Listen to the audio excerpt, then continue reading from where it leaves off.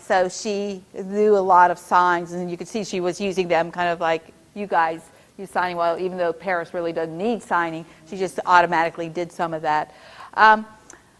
So what did you see, Paris? Think about it with your team. You don't have to tell me right now. What you saw her do, and maybe how you'd replace it. How long was she engaged? 0. Yeah, at that point she had 0 seconds. Her stopwatch hadn't even started yet. I think she does have one. It might be this one where she actually did have a score of 0 on one of her academic engaged times. So here's just, I'm going to show you the first 3 or 4 seconds of this clip. This one is the teacher's getting ready to do a group lesson now, the whole class lesson. She's starting to talk, and then Paris says something. She found something, an appetizer. That is pure Paris right there. Okay, so I'm going to give you 5 minutes, because you've only seen a couple of clips. You see, it's probably not going to be hard for you to define one problem behavior and then identify a replacement behavior. So I'm going to give you 5 minutes to work in your team. Does she know the camera answers?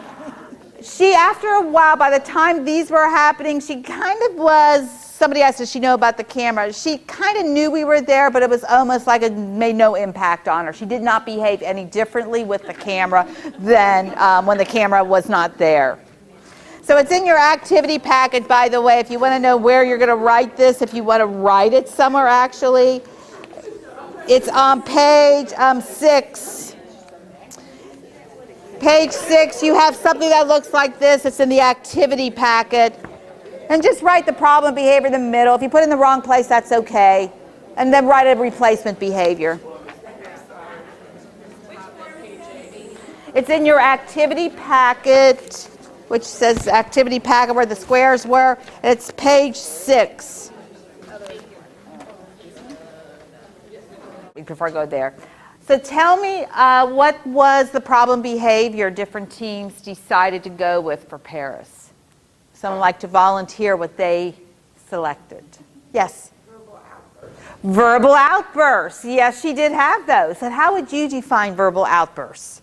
Just at random saying things out loud.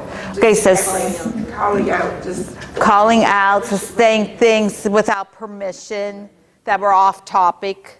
Some things like that, but loud enough that everyone could hear and probably react to. Yes. Okay, very good. So verbal outburst was one. Anybody have anything different for a problem behavior or a different way of looking at it? Impulsive. Impulsive. And how did you guys define impulsive? Kind of like no control over herself. No control. And how would we know? What would you see when Paris was having no control? What would we see Paris doing? She's upside down. Physical movement. So physical movement away from her desk. What else? Invading personal space, like in the second videotape. Okay, so those will be good, but it's what we can see. And sometimes when you have a, because I heard you guys talk and say, how would you say, how would you define, because they were talking about she doesn't have filters or something like that. How do you describe filters as a behavior? And what I usually do is tell teachers, just describe what I would see. What would I see Paris actually do while she's doing the problem behavior, or if they're trying to describe an appropriate behavior, what would I see Paris do? What do other kids do? What do we see them do when they do this behavior? And that helps them start describing the motor actions or the verbal things we would hear from Paris. But yeah, okay, so it's a big social thing there, because no one likes their space invaded like that. And Paris was not the highest status kid in her classroom. Let's face it, she was the scapegoat of the classroom. Whenever anything happened that was wrong, she would get the blame, even if she didn't do it, which occasionally she didn't do something wrong. She would end up getting the blame for it. What did people say they wanted to see Paris do more of? Okay, staying engaged or stay on task. How would you define that? starting to work on an activity that was presented. Okay, so first starting to work, and you might say, that is where I probably say, what does starting work mean? Is it like within one direction where you don't have to go back and redirect? Is it within a certain time frame after you give her the direction? And what if she starts and stops? then would that still be engaged? Or would you have to add to that definition?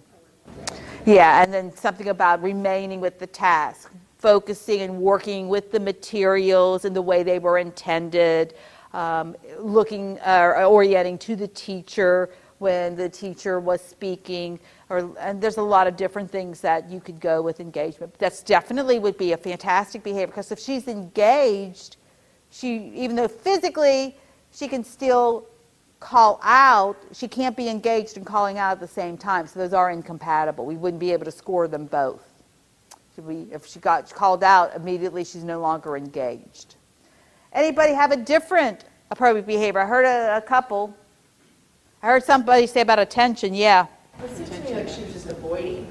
Okay. Avoiding the work is the work. Avoiding the work. She's not able to do it independently.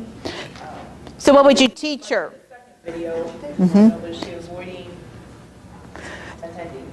Okay, so that may be a function. So what would you teach her instead? Instead of either shouting out or not doing the work or not starting the work, what would you wish to see more of from Paris?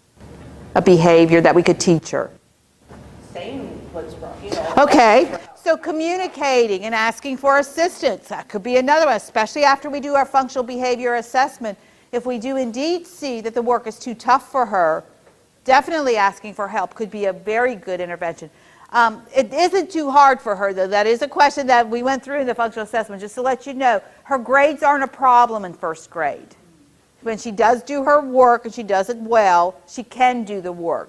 But there's something about it, your function there where you're talking about, is she avoiding it? There's definitely some things she'd prefer to do than over others.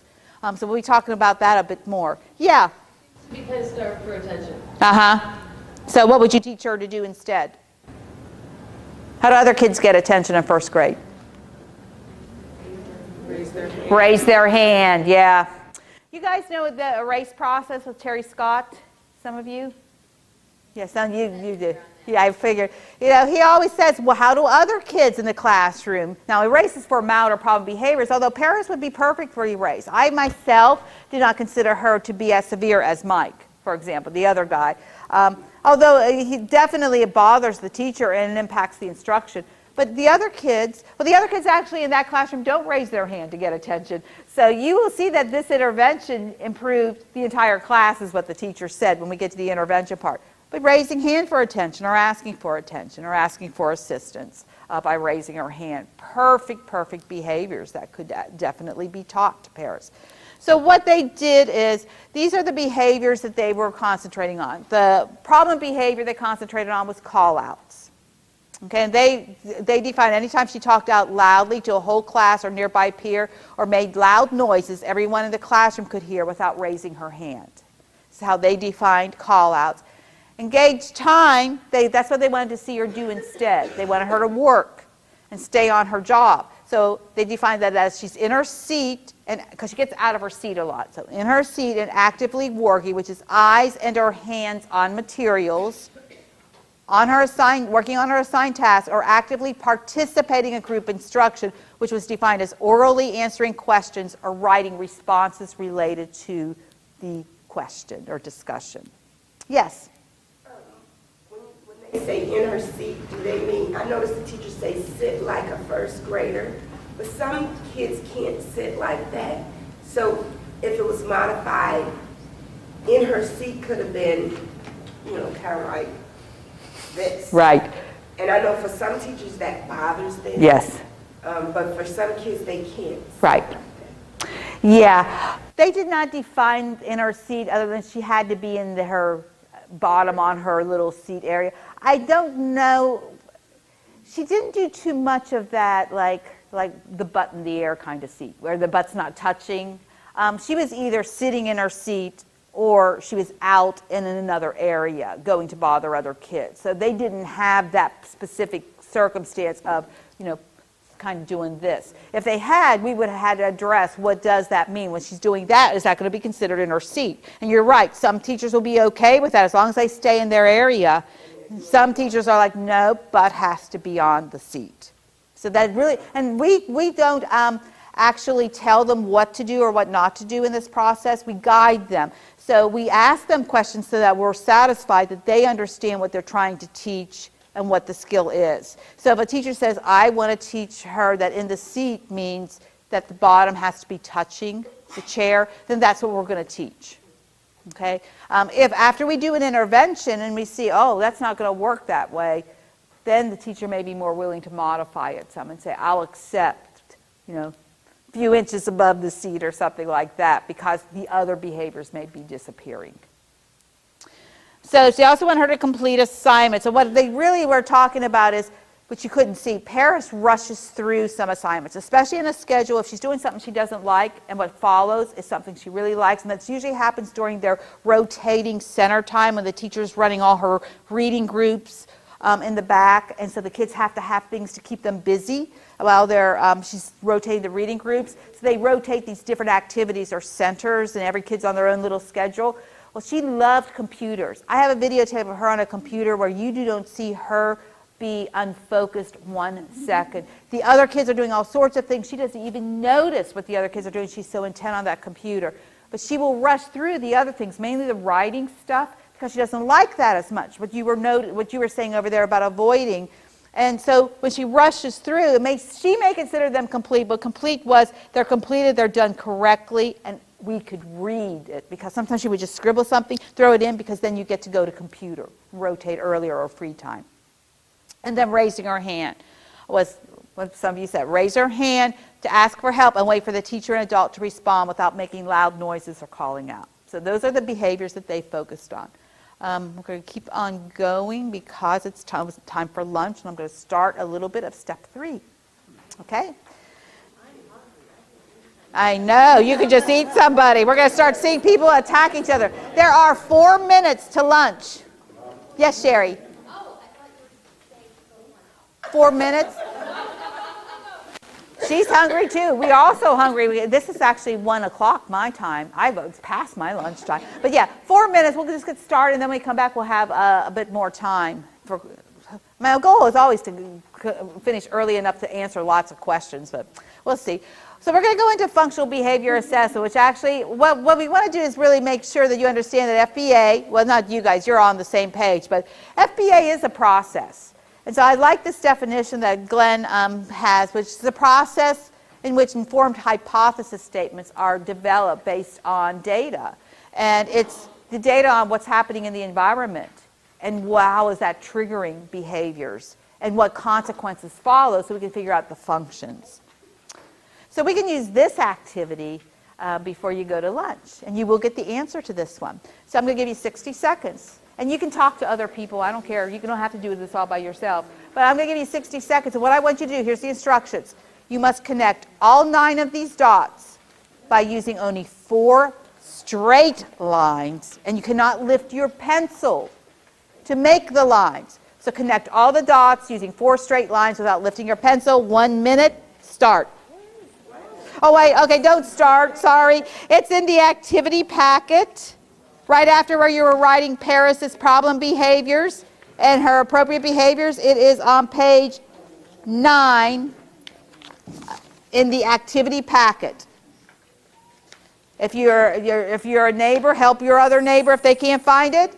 We'll start again. Some of you are going to get extra 20 seconds, but the 60 seconds.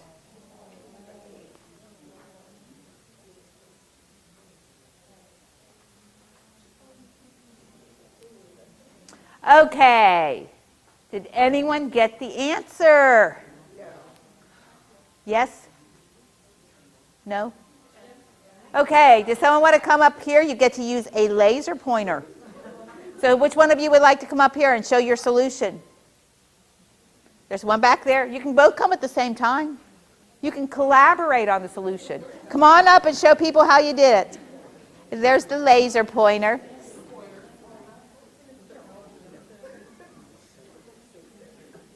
The pointer's that little red thing.